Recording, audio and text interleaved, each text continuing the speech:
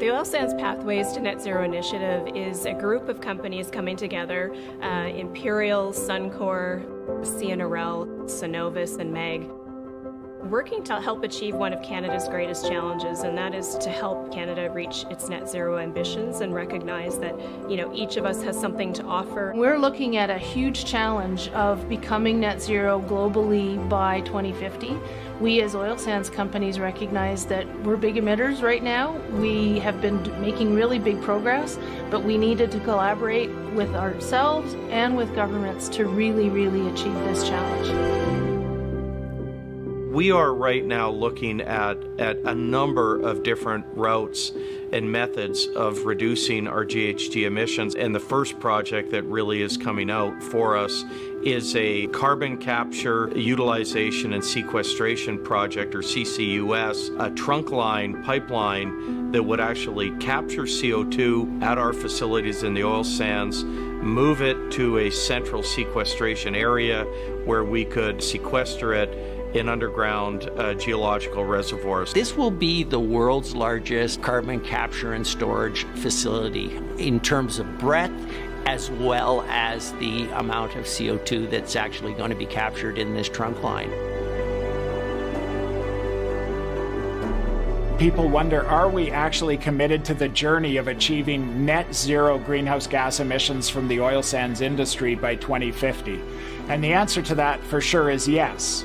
But we need to work together. We need to be able to work with provincial governments, the federal government, technology providers, environmental groups, municipalities, so that we can put together the pieces that are required to make this happen.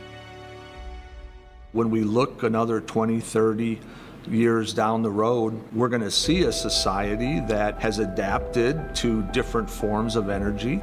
I believe oil and gas will still be a component of that, but through initiatives like the Pathways Initiative, we're going to continue to demonstrate that we can produce that oil and gas in a very responsible manner that helps society achieve its goals. We didn't wake up last week and say, we really got to do something about carbon and reducing our emissions intensity.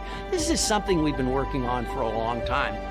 It is going to take decades for us to get to our ambition, and we're confident that we can do it with the help of the province and the federal government. It is amazing when you can bring a group of companies and a group of very senior leaders together with a shared vision, and you see the ideas churning and you see people get very excited about what we can accomplish together. You need the bright minds of people working at our company, you need the bright minds of people working in the clean tech sector, and you need the policy and regulatory support of governments too. It takes technology and innovation that isn't even sometimes available yet.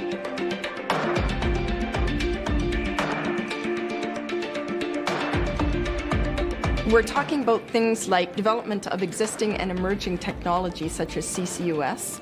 Hydrogen would be another one, direct air capture, fuel switching, small modular nuclear reactors, and even production optimization to reduce those greenhouse gas emissions. What I find unique about this, and uniquely Canadian about this, is that the companies are working together not only in terms of how to do it cost effectively, but how to meet and accelerate the goal of reducing our greenhouse gas emissions. What this initiative represents to me is action, bold action.